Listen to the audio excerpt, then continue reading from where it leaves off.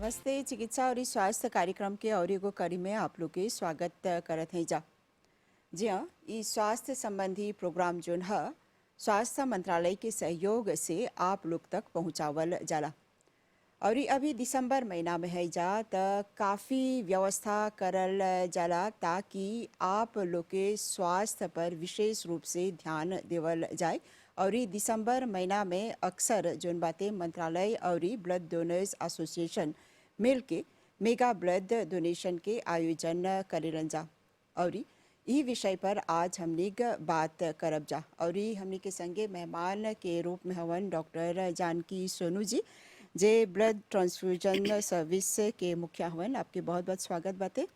धन्यवाद उमा जी, नमस्कार। और एमबीसी के सभी दर्शकों को हमारा नमस्कार। और हमनी के और एगो मेहमान बातें ब्लड डोनर्स एसोसिएशन के वाइस प्रेसिडेंट श्री प्रवेश राव जी, आपके भी बहुत बहुत स्वागत बातें। नमस्कार आपको और नमस्कार सभी दर्शकों को। सबसे पहले हम डॉक्टर सोनू जी से पूछती, जब हमने हर बरिस ई मेगा ब्लड डोनेशन के आयोजन करेला जा तेकर पीछे एगो खास कारण है। और ई हर बरिस देखेला जा कि शहर में इमानुएल ऑक्चेल इमारत लगे ई आयोजन करल जाला, लेकिन ई बरिस कहाँ पर करल जाता? देखिए उमा जी, जैसे आपने कहा, हर साल बहुत सालों से हम दिसंबर के महीने में मेगा ब्लड डोनेशन का आयोजन करते हैं। और इस आयोजन के पीछे जो मुख्य कारण है, क्योंकि दिसंबर के महीने में, दिसंबर एक फेस्टिव महीना है, क्रिसमस आता है, न्यू ईयर आता है, तो बहुत सारे लोग जो हैं वो अपने अपने कामों में बिज़ी रहते हैं, तो इसलिए वो ब्लड डोनेशन के लिए कमाते थे। तो जब हमने देखा कि दिसंबर के महीने में जो हम लोगों का ब्लड स्टॉक थोड़ा सा कम हो जाता है, तो ये फेस्टिव पीरियड से पहले मंत्रालय ने ब्लड डोनर्स एसोसिएशन के साथ मिलकर के बहुत सालों से मेगा ब्लड डोनेशन का आयोजन किया है। जैसा आपने सही कहा, हर साल ये जो एक्टिविटी होती है एक दिन की होती है।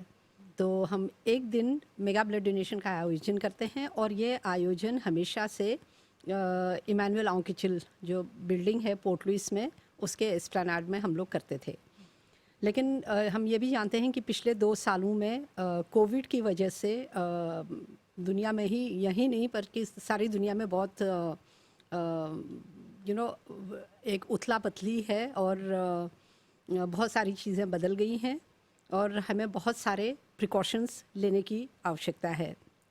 तो इन हालात को मद्देनज़र रखते हुए इस साल हम लोगों ने डिसाइड किया कि मेगा ब्लड डोनेशन हम एक ही दिन में नहीं आयोजित करेंगे, क्योंकि जब एक दिन में हम आयोजित करते हैं तो बहुत आप लोगों ने देखा होगा, बहुत लोग आते हैं, कम से कम 1500-1800 तक पॉइंट जो है खून के हम एक ही दिन में कलेक्ट करते थे।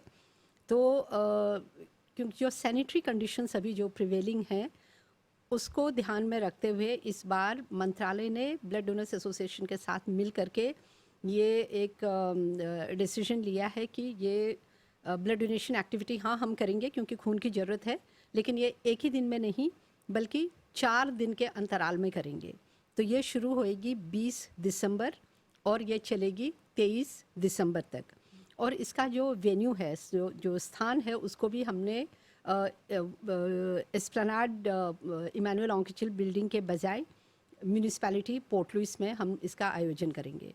तो ये सब जो है, क्योंकि जितने भी प्रिकॉशंस हैं कोविड के, उसको ध्यान में रखते हुए ये इस तरह का आयोजन इस साल हम लोग करेंगे। यानी बिल्कुल इमानुएल ऑक्चेल बिल्डिंग के बगल में जिसे म्यूनिसिपैलिटी बाती हौजे पर ये कर आयोजन करल जाता। हाँ, और ये ब्लड डोनर्स एसोसिएशन के तरफ से हम आपसे ये पूछती कि आप लोग कौन कौन तरह के व्यवस्था कर ले हवजा मंत्रालय के सहयोग से, खासकर जब स्थिति जोन बातें ठीक नहीं बाती कोविड के लेके। देखा, जैसे डॉक्टर जी बोलन, इस साल म्यूनिसिपैलिटी पोर्ट लुइस के एस्प्लैनेड पर हमने की एक्टिविटी चली 4 दिन, le 20 से लेके le 23 तक। mais ओकर में beaucoup सब प्रिकॉशन ले लें जा, जमी कि सब सैनिटरी प्रोटोकॉल सब सब ऑब्जर्व करी। कैसे ऑर्गेनाइज कर है जा, 2 प्लास में लातौत बनी, जहाँ पर ही एगो म्यूनिसिपैलिटी के एस्प्लैनेड पर और ही ओकर बगल में ला rue Jivier Conseil में एगो दूसर लातौत रही ऑर्गेनाइजे रही हौजा पर ही सब रजिस्ट्रेशन वर्क पेपर वर्क होई और ही टेस्टिंग होई जितना टेस्ट हेमोग्लोबिन सब करे के रही और हौजा से निकल के आके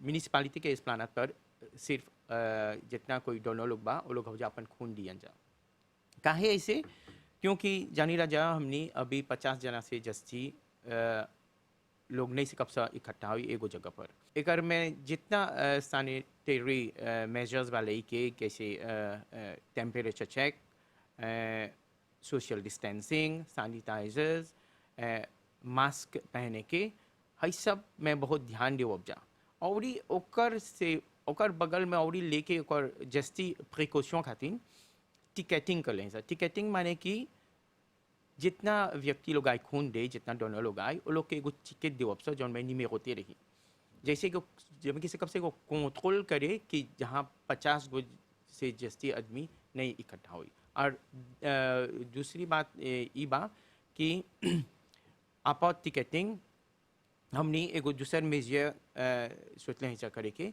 अल्फ़ाबेट पर जमी के आदमी आए यानी कि मंडे और वेडनेसडे को जितना लोग के नाम को मौसे होला आ और एम वो लोग सकियन जाए आई और बुधवार और गुरुवार के जितना लोग के नाम को मौसे होला एन से लेके जेड तक वो लोग सकियन जाए ई काहे खातिर जमी की एगो कंट्रोल सेवेयर रखब जा जमी के हमनियों के ना हमनी के दुनिया के प्रॉब्लम होई और हमनी के जितना कोई सहायता देवी ये काफ़ी अच्छा व्यवस्था बाते लेकिन हम आपसे ये पूछती जब बोलत हवा 50 जना से ज़्यादा आदमी के नहीं बा इकट्ठा करे के दूगो जगह बाते हाँ तो दूगो जगह पर अलग अलग ये रक्तदान कार्यक्रम चले या नहीं कार्यक्रम एक गो है एगो जगह पर सिर्फ रजिस्ट्रेशन वर्क हुई और ओकर में जब 50 जना बोलते हैं तब 50 गो ओकर कर्मचारी डोनर्स वॉलंटियर सब लेके चाहे सिर्फ 50 जना हुई के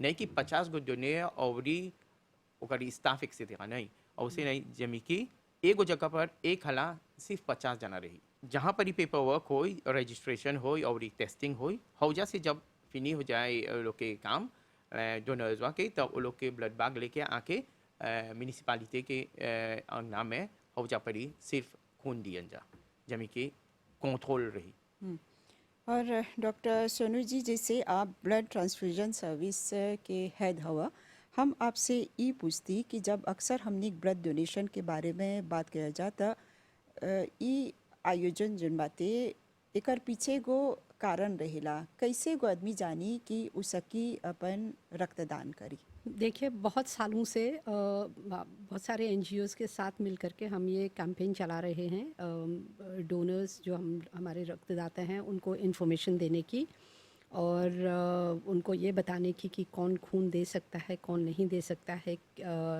किस इंटरवल में खून देना चाहिए। तो सबसे पहले तो जो भी अपना ब्लड डोनेशन करने के लिए आता है उनका स्वास्थ्य ठीक होना चाहिए। अगर व्यक्ति खुद ही बीमार है तो वो ब्लड डोनेशन नहीं कर सकते हैं, तो उनका स्वास्थ्य ठीक होना चाहिए। उससे भी ज़्यादा बहुत इम्पॉर्टेंट है कि उनको किसी तरह की ऐसी बीमारी नहीं होनी चाहिए, ऐसा संक्रमण जिसे कहते हैं इन्फेक्शन नहीं होना चाहिए जो कि खून के द्वारा एक मरीज़ में जा सकता है। तो जो हमारा पूरा ब्लड डोनर जो डोनेशन का प्रोसेस होता है ये शुरू होता है तब जबकि हमारे जो ये मोटिवेटर्स हैं और हमारी रिक्रूटमेंट टीम है लोगों के पास जा कर के उनको ये समझाते हैं कि खून देना क्यों आवश्यक है और खून देने की क्या प्रक्रिया है और खून कौन दे सकता है और कौन नहीं दे सकता। तो ये ब्लड डोनेशन से पहले ही ये प्रक्रिया शुरू हो जाती है। फिर जिस दिन ब्लड डोनेशन होता है तो उस दिन हम लोगों का एक पूरा प्रोसेस होता है। जैसे राव जी ने बोला कि डोनर्स का रजिस्ट्रेशन होता है। रजिस्ट्रेशन में वो आएंगे, अपना नाम, पता, टेलीफोन नंबर, दूसरे कॉन्टैक्ट डिटेल्स देंगे। उसके अलावा डोनर्स को जब वो ब्लड डोनेट करने से पहले एक इन्फॉर्मेशन शीट होती है तो वो भी उनको दिया जाता है ताकि वो उसको पढ़ें और उसको पढ़ करके वो अपना ये निर्णय ले सकें कि वो ब्लड डोनेशन कर सकते हैं या नहीं। तो ये भी एक बहुत जो है इम्पॉर्टेंट स्टेप है ब्लड डोनेशन से पहले। उसके बाद अगर डोनर्स ने ये पढ़ लिया और उसके बाद वो समझते हैं कि हाँ वो ब्लड डोनेशन कर सकते हैं, तो उसके बाद एक हम लोगों का डोनर क्वेश्चनियर, मेडिकल क्वेश्चनियर होता है, जिसको उन्हें जो है रजिस्ट्रेशन के बाद मेडिकल क्वेश्चनियर को भरना पड़ता है। वो करने के बाद फिर जो हमारे स्टाफ हैं उनको देखेंगे और उनसे कोई और प्रश्न पूछने हैं तो वो पूछेंगे, ये देखने के लिए कि वो सूटेबल हैं कि नहीं। जब ये सारी प्रक्रिया ख़त्म हो जाती है तो फिर वो अपना मेडिकल चेकअप जिसे हम कहते हैं उसके लिए जाते हैं, तो जिसमें उनका हीमोग्लोबिन लिया जाता है, उनका ब्लड प्रेशर चेक किया जाता है। तो जब ये सारी प्रक्रिया जब ख़त्म होती है तो तब एक डोनर जो है एलिजिबल हो सकता है ब्लड डोनेशन के लिए, तब वो आकर के ब्लड डोनेट करते हैं। तो यहाँ हम लोगों के जो एलिजिबिलिटी क्राइटेरिया हैं, नॉर्मली हम कहते हैं 18 साल से लेकर के 65 ईयर्स तक अभी, लेकिन हम पहले बहुत स्कूलों में जाते थे, स्कूल में बच्चे जो 17 साल के हैं उनकी पेरेंटल कंसेंट के साथ उनका ब्लड हम लोग ले सकते हैं।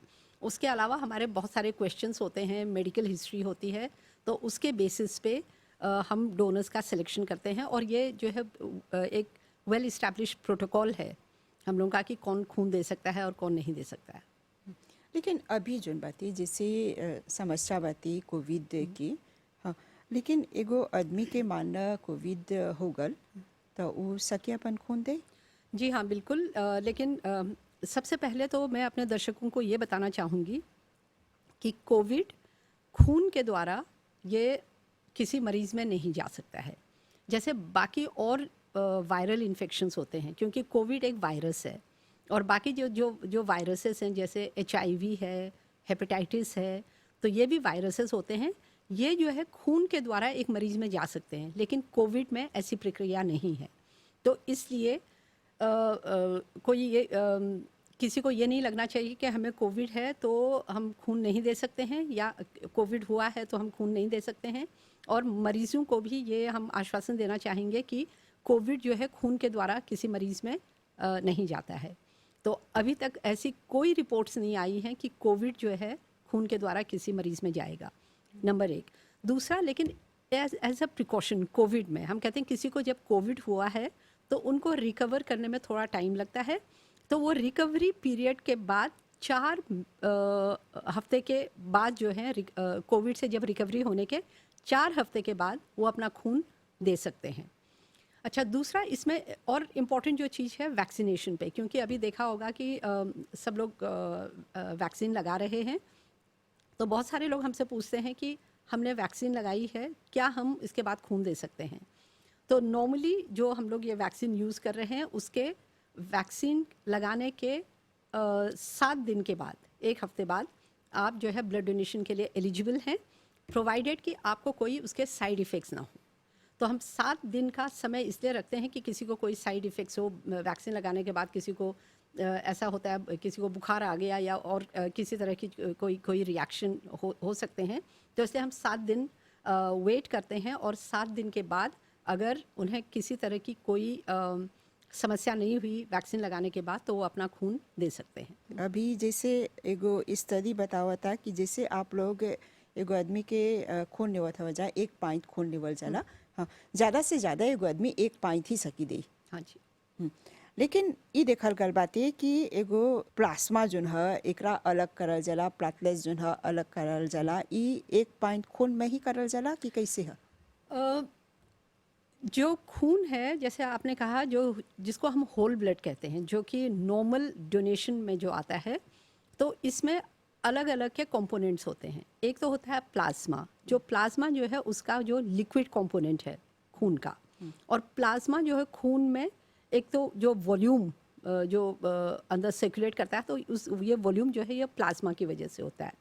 उसके अलावा प्लाज्मा में बहुत तरह के इस तरह के तत्व होते हैं, प्रोटीन्स होते हैं, जो कि मान लीजिए किसी को ब्लीडिंग है तो ब्लीडिंग से बचाते हैं, क्योंकि कोएगुलेशन फैक्टर कॉन्सेंट्रेट्स होते हैं। उसके अलावा प्लाज्मा में बहुत तरह के जिसे हम कहते हैं प्रोटीन्स, इम्यूनोग्लोबुलिन्स होते हैं, जो कि इन्फेक्शंस और उसमें जो है हमको प्रोटेक्ट करते हैं। तो बहुत तरह के प्रोटीन्स होते हैं प्लाज्मा में, और इसलिए प्लाज्मा शरीर का खून का एक महत्वपूर्ण कंपोनेंट है। उसके अलावा बाकी जो कंपोनेंट्स होते हैं जैसे red blood cells, white blood cells और प्लेटलेट्स, जिनको हम कहते हैं कि सेलुलर कंपोनेंट। सो खून दो तरह के तत्वों से बना होता है, एक तो लिक्विड जो कि प्लाज्मा है, और दूसरा जो सेलुलर कंपोनेंट जिसे हम कहते हैं जो कि red blood cells, white blood cells और प्लेटलेट्स। और हर किसी कंपोनेंट का अपना अपना एक फंक्शन होता है। जैसे जो रेड ब्लड सेल्स हैं वो शरीर में ऑक्सीजन ट्रांसपोर्ट करते हैं। जो वाइट ब्लड सेल्स हैं उनको हम कहते हैं जैसे वो शरीर के सोल्जर्स हैं, डिफेंस। तो कोई भी इन्फेक्शन हो, किसी भी तरह का शरीर में कोई बाहर से कोई ऐसी चीज़ शरीर के अंदर आए जिससे कि कोई हानिकारक हो, तो उसको फाइट करने में जो ये वाइट ब्लड सेल्स ये मदद करते हैं। और प्लेटलेट्स भी एक तरह से शरीर में जब ब्लीडिंग होती है तो वो एक सीलेंट का काम करते हैं, वो भी ब्लीडिंग को रोकते हैं। जब हम इनको लेते हैं होल ब्लड में ये सारे कंपोनेंट्स होते हैं। तो नॉर्मली आजकल जब हम ट्रांसफ्यूजन करते हैं तो होल ब्लड ट्रांसफ्यूजन बहुत कम होता है, क्योंकि हम इस खून को लैब में ले जा करके इसको सेपरेट करते हैं कंपोनेंट्स में। और हर कंपोनेंट, जैसे मैंने कहा कि उसका अपना एक फंक्शन होता है। तो मान लीजिए किसी में प्लेटलेट्स की कमी है तो उसको सिर्फ प्लेटलेट्स की आवश्यकता होती है, तो इसलिए हम प्लेटलेट्स देते हैं। किसी को एनीमिया है तो उसको सिर्फ रेड ब्लड सेल्स की आवश्यकता होती है। और किसी को जो है मान लीजिए और किसी तरह की ब्लीडिंग हो रही है तो उसके लिए हम उसको प्लाज्मा देते हैं। और प्लाज्मा में इम्यूनोग्लोबुलिन्स भी होते हैं जो कि कुछ परिस्थिति में इसको मरीजों में दिया जा सकता है। तो हर किसी के अपने अपने फंक्शंस होते हैं, और जैसे मैंने बताया प्लाज्मा का भी शरीर में बहुत इम्पोर्टेंट फंक्शन होता है। ऐसा परी हम आपसे ये भी पूछती कि जब अभी कोविड बातें देख ली जा, पिछली बार की ई बोलल कर रहल कि जे लोग के कोविड हो रहल लोग स्वस्थ होइलन सा त उ लोग के खून निवल कर प्लाज्मा जो दूसर रोगी रहल उ लोग के इलाज खातिर। लेकिन एगो जोन अध्ययन करल कल बाते ई बोलता कि ई उतना बेनिफिशियल नहीं बाती, त कैसे करल जाता? ये सही है कि जिसे हम कहते हैं प्लाज्मा थेरेपी की प्लाज्मा, क्योंकि मैंने जैसे बताया पहले प्लाज्मा में एक बहुत महत्वपूर्ण प्रोटीन होता है जिसको हम कहते हैं इम्यूनोग्लोबुलिन। और ये इम्यूनोग्लोबुलिन जो है हमारे शरीर में एक तरह से डिफेंस का काम करते हैं। तो जब कोविड के मरीज़ों में इन्फेक्शन होता है कोविड का, तो शरीर का जो इम्यून सिस्टम है तो वो जो है बनाता है जिसको हम कहते हैं एंटीबॉडीज़, एंटीको। जब ये एंटीबॉडीज़ बनती हैं तो ये एंटीबॉडीज़ प्लाज्मा में पाई जाती हैं। तो लोगों का ये मत था कि मान लीजिए किसी को कोविड इन्फेक्शन हुआ है और उसके प्लाज्मा में बहुत सारी एंटीबॉडीज़ हैं, तो अगर ये प्लाज्मा हम लें जिसमें कि कोविड की एंटीबॉडीज़ हैं और किसी मरीज़ जिसको कि कोविड इन्फेक्शन हुआ है उसको दें, तो शायद ये एंटीबॉडीज़ इस कोविड को न्यूट्रलाइज करने में मदद करेंगी और उसका इलाज करने में मदद करेंगी। तो इस बेसिस पे, इस हाइपोथेसिस पे और इस बेसिस पे जो है शुरू में जब कोविड इन्फेक्शन आया था तो बहुत सारे ब्लड बैंक्स में ये प्रक्रिया हो रही थी जिसको कि हम कहते थे प्लाज्मा फेरेसिस, कि कोविड के मरीजों को जो रिकवर्ड मरीज़ हैं उनसे प्लाज्मा लिया जाता था और ये प्लाज्मा जो है कोविड के मरीजों को दिया जाता था।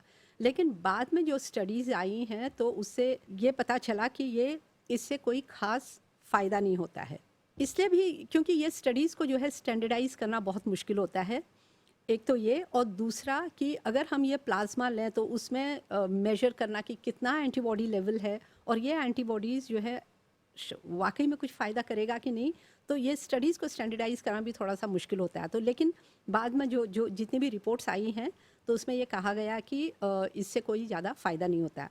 हमने भी शुरू में फर्स्ट वेव में मॉरिशस में यहाँ पे कुछ करी थी हम लोगों ने प्लाज्मा थेरेपीज़, लेकिन अब जो क्योंकि रिपोर्ट्स आ रही हैं कि इसका कोई ज़्यादा खास फ़ायदा नहीं होता, तो इसलिए हमने कोविड के मरीजों से प्लाज्मा लेना बंद कर दिया है। और ये हैजा पर ही दर्शक लोग के बता देवत हैं जा कि आज विषय बातें मेगा ब्लड डोनेशन। और ये हमने के संगे जैसे राव जी हवन आपसे ये पूछती कि हर बरिस जब ये मेगा ब्लड डोनेशन के आयोजन करल जाला, एकर से पहले भी आप लोग के बहुत ज़्यादा प्रबंध पड़ेला करे की। हाँ, तो शुरू से आप लोग कैसे करेला जा, कौन कौन तरह के आयोजन कर देवेला जा? देखा, एगो मेगा ब्लड डोनेशन करे के एगो छोटा काम नहीं हो। वही खातिर blood donors association, national blood transfusion service, ministry of health and wellness मिलकर ई आयोजन करीला जा, क्योंकि एगो बड़ा काम एगो प्लेटफॉर्म में 1500-1800 पॉइंट ऑफ ब्लड कलेक्ट करी के उतना फासिल नहीं है। प्रिपरेशन बहुत इम्पोर्टेंट है, और जब प्रिपरेशन ब्लड है जा तो चाहे हमने के 2-3 महीना आगे वे से सब कम्युनिकेशन, इंफॉर्मेशन, एजुकेशन जितना चीज़ इम्पोर्टेंट है पब्लिक में आने के, तो हमने के चला बुनिया को मौसी कर देके जैसे करीला जा। अभी हमने के कॉम्पाई देजा शुरू हो गल बा कितने दिन आगे वे से हमने के जितना इन्विटेशन बा को मौसी कर दिले हैं जा, और एगो प्लेटफॉर्म जौन हमने के bien important है मीडिया वो खातिर हम प्रोफिटे करते बोले कि तो लोग के बहुत मेसी कि हमने के लोकाजों दिला जा, तो लोग के द्वारा हमने के जितना मॉरिशन डोनर्स लोग बा सब कोई जान जाइए जा कि कब कहाँ और कैसे है इस साल मेगा ब्लड डोनेशन ऑर्गेनाइज हुई। तो कमवा शुरू होला बहुत आगे, और मिल करके जमे के ओकर दिन आवत आवत औचे हमने के लील के जितना लोग बा वो लोग अवेयर हो जाए। देखा मेगा ब्लड डोनेशन एगो दूसर फांसों में हमने से कब से बोलिए एगो नेशनल इवेंट है, कहीं ढेर डोनेयर है जो लोग वन टाइम डोनर है बोलीला से एक ही बार खून देवेला से एक बार इसमें वो लोग से केला आतान करेला सिर्फ मेगा ब्लड डोनेशन में हमने काम करेला है ये में, तो हमने के ढेर कोई बोले जा नहीं हमने जिस मेगा में खून देव सिल्मा एगो और तो एगो रिक्वेस्ट हम करती जितना डोनेयर लोग बा कि एटलीस्ट 2 बार नहीं बोलीला 4 बार एक जाने ला एक जना से कि 4 बार अपन खून दे एक बार इसमें, तो एटलीस्ट जे 2 बार अपन खून दियन जाता हमने के स्टॉक एगो सफिशिएंट स्टॉक रही हमने के पास लोग खातिर। तो जैसे बोला था कि हई ऑर्गेनाइजेशन जन है ये चाहेला हमने के बहुत बुने और ये बहुत इंफॉर्मेशन और ये सेंसिबिलिजेशन करे के जमी के हौ दिनवा के सब कोई अपन प्रिकॉशन और ये अपन कौन सी या अपन काम में एगो परमिशन लोग के सेकंड जा आई खून दे। और ये एगो चीज़ इम्पोर्टेंट रहल बोले कि जाने ना मॉरिशस में सिर्फ 16% मैडम लोग खून देवेला, तो encourager करती से हमने ब्लड डोनर्स एसोसिएशन और मिनिस्टर ला सांते मिलके कि और ही बोलती से अपन साहस बढ़ाई खातिर या जा अपन टेस्ट करे सी जामे देखबा जा सकबा अपन खून देते दिया, और बस की खून दे से आगे जैसे डॉक्टर जी बोलन कि टेस्ट होला मन टेस्ट में जिकाल और हो जाए तब सकब से अपन खून दे। कितना उम्मीद करत हवा जा? देखा इस साल हर साल की तरह नहीं बा कि एक दिन में 1500 नॉर्मल टारगेट डाली राजा, और ये हर साल हो जाला अबव कबो 1600 1800 देजा हो गलबा जिस 900 पाँच एक दिन में। इस साल जाने थे जा डिफिसिल रही हई सिचुएशन में, तो कॉमेम हमने के टारगेट बा 4 दिनवा में एगो 15 जिसा आने के मैं कॉतमेम कमती आई कॉतमेम जस्ती वो आई, तो हमने के इम्पोर्टेंट बात ई बात की चाहिए खून हमने के पास लोग खातिर जमे की सकब सके करी वो लोग खातिर। लेकिन समय के कमी बातें हम आखिर में डॉक्टर सोनू जी से पूछती जानत है जा कि समस्या बातें कोविड जोन बातें ढेर कोई के डरावत भी बातें, लेकिन आप कौन सी बोलबा संदेश के रूप में ई जब मेगा ब्लड डोनेशन के आयोजन करल जाता कौन कौन सलाह देवे सकबा? देखिए उमा जी, खून की ज़रूरत तो हमें है क्योंकि हमारे कई मरीज़ हैं जो कि लाइफ लॉन्ग डिपेंडेंट हैं ब्लड ट्रांसफ्यूजन पे। उसके अलावा बहुत सारे जो मरीज़ हैं जिनका ऑपरेशन होना है, जो माताएं हैं जो प्रेग्नेंट हैं और डिलीवरी के लिए जा रही हैं, या जो हमारे मरीज़ जो कैंसर के हैं, तो इन सब को खून की ज़रूरत है। तो भले कोविड या बिना कोविड के, लेकिन खून की आवश्यकता हमें है। अब हमें ये तय करना है कि ये खून हम किस तरह से हम अपना स्टॉक जो है एक मेंटेन कर सकते हैं। तो हमारी पब्लिक से ये अपील है कि हाँ, कोविड के चलते हुए हर किसी को प्रिकॉशन लेने की बहुत आवश्यकता है। और प्रिकॉशन सिंपल जैसे हम हमेशा बताते आ रहे हैं, आप अपना मास्क पहनिए, हैंड सैनिटाइज करिए, सोशल डिस्टेंसिंग मेंटेन करिए। भले ही आप खून देने के लिए आ रहे हैं, पर इस बात का ध्यान रखना चाहिए कि आप में और आपके अगले वाले जो डोनर में एक डिस्टेंस है। और जो हमारे स्टाफ हैं और हमारे ब्लड डोनर्स एसोसिएशन के जो मेंबर्स हैं मेगा ब्लड डोनेशन में, वो ये सब इंश्योर करने के लिए वहाँ पर रहेंगे। और उसके अलावा सैनिटाइजेशन, टेम्परेचर मॉनिटरिंग, ये सब सारी सुविधाएं वहाँ पे उपलब्ध होंगी। सिर्फ मेरी ये अपील है कि क्रिसमस आ रहा है और न्यू ईयर आ रहा है, हम जानते हैं नॉर्मली ये बहुत फेस्टिव पीरियड होता है, सब लोग बाहर जाना पसंद करते हैं, शॉपिंग करते हैं, लेकिन मैंने कहा हमारे ज़िंदगी में ये सारे फेस्टिवल्स मनाने के बहुत अवसर आएंगे, प्रोवाइडेड कि हमारा स्वास्थ्य ठीक हो। और हम जैसे कहते हैं जान है तो जहान है, अगर आपकी जान है तो आप कुछ भी कर सकते हैं। तो इसलिए मेरी सब लोगों से और हमारे ब्लड डोनर्स से खासकर ये अपील है कि जितने भी सैनिटरी प्रिकॉशंस जो हम लोग कहते आ रहे हैं, सब उनका जो है पालन करें। आप ब्लड डोनेशन के लिए आएँ ज़रूर, हम सब चाहेंगे कि लोग आएँ, लेकिन एक डिसिप्लिन्ड वे में। और ये बहुत अच्छा किया ब्लड डोनर्स एसोसिएशन जैसे कह रहे हैं कि वो अल्फ़ाबेटिकल ऑर्डर में सबको बुलाएंगे, ताकि एक ही दिन में बहुत भीड़ ना हो।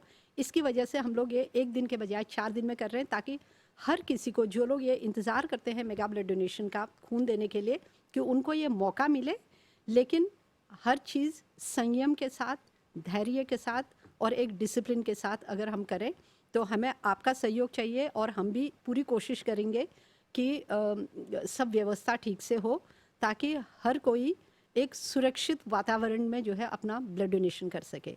और इसके साथ साथ अंत में मैं अपने सारे ब्लड डोनर्स को एक बहुत बहुत धन्यवाद करना चाहूँगी, क्योंकि इनके बिना ना ब्लड बैंक है और ना हमारे मरीज़ जो हैं ठीक हो सकते हैं। तो इसलिए उनका बहुत बहुत धन्यवाद। और मैं आशा करती हूँ कि उनका क्रिसमस, न्यू ईयर सबका ठीक जाए। और ये भी आशा है कि अगले साल शायद कोविड से हमें राहत मिले। तो इसके साथ सभी लोगों का मैं बहुत धन्यवाद करना चाहूँगी। ठीक, आप दोनों के बहुत बहुत धन्यवाद देवबजा। ई बरिस के मेगा ब्लड डोनेशन के आयोजन करल जाता 20 दिसंबर से 23 दिसंबर यानी 4 दिन लेकर ई आयोजन करल जाता शहर में और म्यूनिसिपालिटी के आगे।